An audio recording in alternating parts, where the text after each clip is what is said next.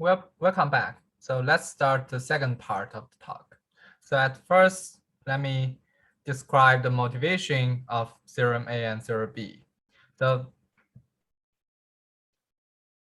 this starts with the conjecture by Kronheimer-Mrowka, which said, suppose M gamma is a balanced sutured manifold, and then we have SHI of M gamma is isomorphic to SFH, and also SHI of M gamma is isomorphic to SFH up to some coefficient issues. So here we just ignore coefficients and for simplicity. So the above conjecture holds for SHI. This is proved by Lickley and Baldwin and Zhenkun Li. So the proof is essentially based on isomorphisms for closed-ring manifold Y, and this is based on this isomorphism, and the isomorphisms are proved by many people together. And I will describe the proof for this later. Okay, so before we have some facts such that we can use them to calculate SHI. So at first for KHI, there's a spectral sequence from the reduced Hovanov homology to KHI. So K bar is the mirror of K. And also for a link in S3, we know the Euler characteristic of KHI is the same as the Alexander polynomial. But here, if the link has more components, then we only have single variable Alexander polynomial. And also for scheduled proofs prove that for a link in S3, there's a spectral sequence from the reduced Kovanov homology to I sharp of the double branch cover over L. So where I sharp is, we can just consider it as Y minus B3 and delta. So schedule also prove that for any closed ring manifold, we have chi of I sharp to be the same as the order of the first homology. So from these facts, we can show that the conjecture SHI is isomorphic to SFH holds for the following case. So at first is S3 length space S1 times S2, and other simple manifolds, we can just calculate them by definition. And then for alternating knots, alternating links in S3, we can prove that by spectral sequence and the Alexander polynomial. So the strategy is the spectral sequence provides an upper bound from Kovanov homology, and the Alexander polynomial provides a lower bound. So in this case, we can show that the upper bound and the lower bound match, so that we just calculate the dimension of SHI. And also the same strategy applies to double branch covers of S3 over alternating links, and we can just use this other spectral sequence and all the characteristic facts to show that. And also there are many calculations for torus knots, but not all torus knots. There are many people work on it before. And also there are calculations for some closed ring manifolds obtained by surgeries on knots in S3. And there are also many works on it. So let's describe the main theorem again. So the first thing is, suppose H is an admissible balance diagram of M gamma, then we have an upper bound from the chain complex of H. So we know that this chain complex is generated by X in T alpha intersect with D beta. So once we have a balance diagram, we can just count the number of intersection points, and this is easily calculated. So from this way, we get an upper bound on SHI. And for the lower bound, indeed, we generalize the Euler characteristic results before to get the fact that the SHI and SFH have the same Euler characteristic. And also this one is the same as the toric torsion. So the toric torsion can be calculated by Fox calculus, and indeed so this theorem provides a lower bound for SHI. And yeah, so from the upper bound and from the lower bound, we can still consider that for which examples these bounds match together. And if it's matched together, then we can just calculate the dimension of SHI, and usually it is just isomorphic to SFH. So then we show that the conjecture holds for 1, 1 knots in length space whose Alexander polynomials determine HFK hat. So in particular, this is true for all torus knots and or constraint knots. The constraint knots are introduced by me before, and also -2 PQ pressure knots for odd PQ. And this conjecture also holds for strong L space. The definition of strong L space is that there exists a balance diagram H such that the dimension of the generator is the same as the dimension of the SFH. And by the way, it's also the same as the order of HY. That's an extra condition. So because it's an L space. Well, so maybe then let me sketch the proof for Serum A and Serum B and say, and maybe we can get more ideas about how these theorems works. Okay, so Serum A is based on the following proposition. So at first, let's consider a tangle in the balanced suture manifold. So maybe let's start with the balance diagram, and just as before, we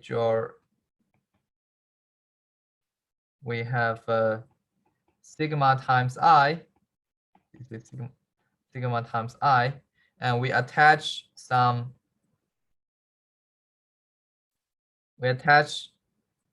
alpha curves. We attach alpha handles, and we attach beta handles. So this is beta handles to get the original M and gamma. So gamma is here. And then we can consider a tangle, say a tangle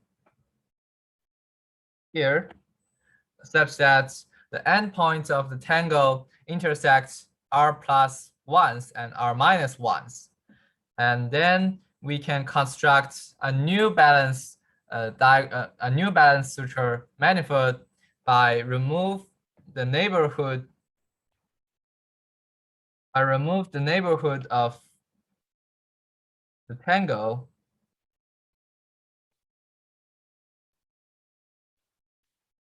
and add a new suture here. So recall that the original suture is the boundary of this times 0. So they're here. And then we add a new suture here. Yeah. So this is the definition of MT and gamma T. So the proposition says if T is rationally non-homologous, then the dimension of SHI is less or equal to the dimension of SHI of MT gamma T. So we can apply this proposition to get the upper bound as before.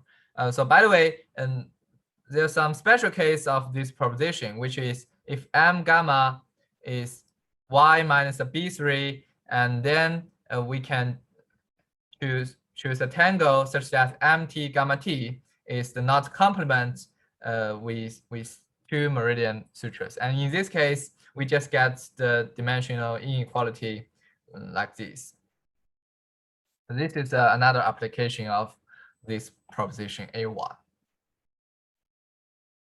So the strategy is that for a given a balanced diagram H of M gamma, then we want to construct a tangle T, satisfy the assumption of A1, and then the dimension of SHI of MT gamma T is the same as the dimension of chain complex. Okay, so for simplicity, we just suppose a condition on homology here, and then we always have T equals to 0 in homology group, and there's no admissible condition on H. And then how do we choose the tangle? So the idea is that at first we cut the surface sigma by alpha and beta, and then we may have many components. Then we put a base point on every component that is disjoint from the boundary, and then we will get a tangle. So for example, let's see. So maybe we can think about this diagram. So here we have a alpha curve and a beta curve, and so in the original construction, we need to consider sigma times I and attach some alpha handles here and some beta handles like this. This is beta handle. This is alpha handle. And then once we choose base points on every region, then we form a tangle just by the base point times I. So this is the tangle. And then we just do the construction of MT gamma T, which means we remove a neighborhood of the tangle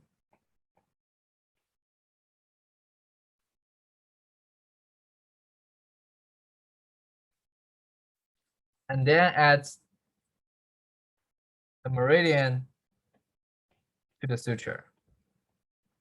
Okay, so indeed the picture looks like this. So here, this is the alpha handle, this is beta handle. And because we already remove tangles and add meridians, so these are sutures. These are new sutures. E of T. So then we want to show that the dimension of SHI MT gamma T is the same as the dimension of chain complex. And then we can say, after applying proposition A1, then we finish the proof of theorem A. Okay, then the proof of proposition A2 is based on proposition A3, which is a decomposition theorem. So suppose D is a properly embedded disk that intersects the gamma at 4 points. Then we have a decomposition theorem like this. So SHI of original suture manifold is the direct sum of two SHIs. So here M prime gamma prime and M prime gamma prime are just decompositions of M gamma along D and minus D. So we can still consider this diagram. So there is a disk D here. And if we decompose it along D, and we will get a diagram like this. So here we just cut the manifold along, just cut it along D, and then the suture becomes like this. Also, if we decompose the suture manifold along minus D, then it will look like this. So these are decomposition of what is M prime gamma prime and M prime prime gamma prime prime. So in the proposition A3 said SHI of this thing is the direct sum of SHI of this thing and the direct sum SHI of this thing. So that's the proposition A3. And then we can identify the so now we can decompose the suture manifold MT gamma T along all these disks. So note that once we have intersection points of alpha and beta, we may have a disk, right? So we just decompose the MT gamma T along all these intersection points, along all these disks from intersection points. Then we just say if the result thing is the same as SFC, the chain complex in suture floor homology. So here is another lemma, which is SHI of B3 delta is C if and only if delta is connected. So if we choose if we consider an alpha curve, then if we consider an alpha curve, it may intersect beta curves at many points. So for these points, we can resolve it as this or this. But if we, and finally the suture becomes this, become this. So if we just choose one intersection point to resolve as this, then we will get a suture like this, which is connected. But if we choose two intersection points that we resolve this, then we will get a suture which is not connected. And in this case, it's just the SHI is just 0. So we can say that we can say that the result thing is one-dimensional if only if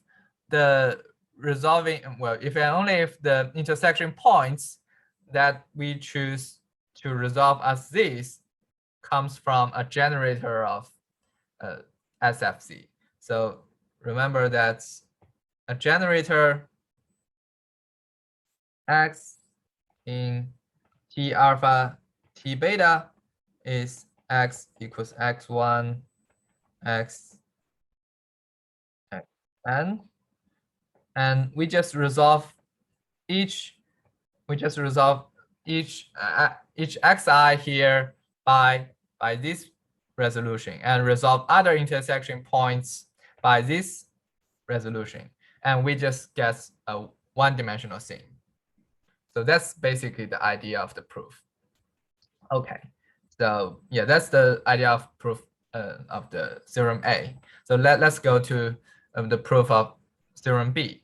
So the proof of theorem B comes from the following fact. So for a balanced suture diagram, we can form a closure YR, and we can just do the same thing for Heegaard floor theory to construct a group SHF, which is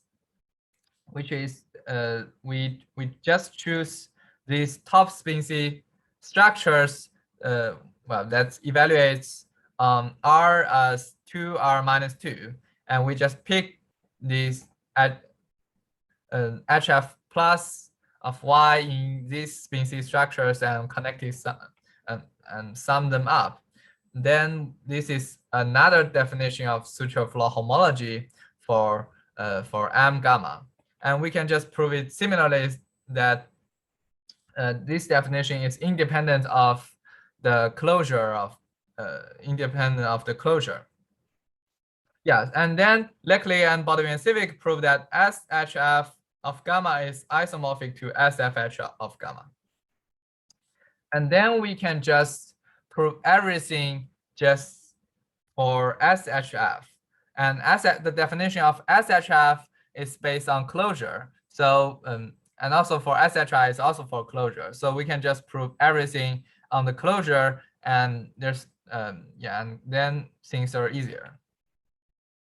Okay, so we only need to prove that the characteristic of SHI is the same as characteristic of SHF.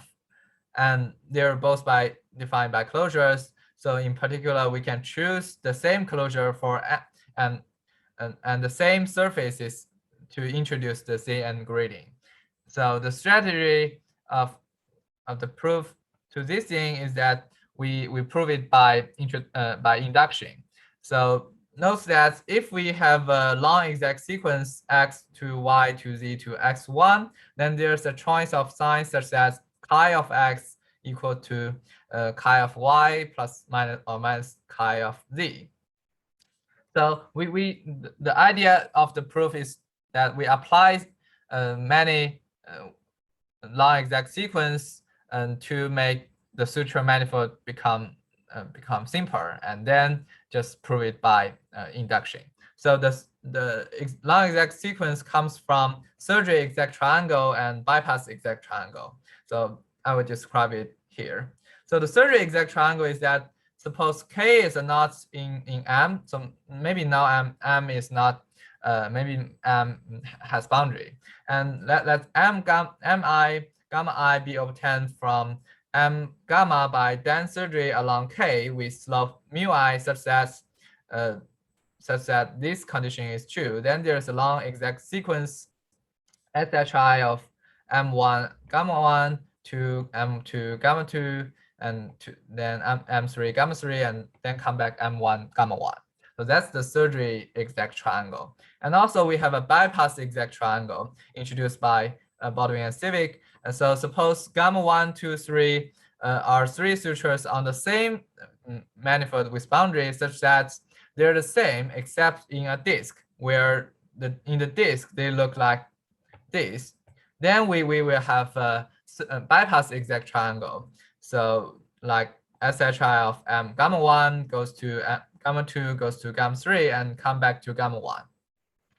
So based on these exact triangles, we can prove theorem B by induction, just as, so the base case is B3 S1, and we know in this case the dimension of SHI and dimension of SFH are both just 1. And in the case M is a handle body, we use bypass exact triangle to make gamma simpler and then use the decomposition theorem. So the decomposition theorem means if, well, it's just proposition A3 before, and then we can decrease the genus of the handle body and finally go back to this situation. And in the general case, we can use surgery exact triangle to reduce M gamma to a suture handle body, and then we go to this case. So this is roughly the idea of the proof of theorem B. Yes, so that's all my talk today. So thank you for your attention.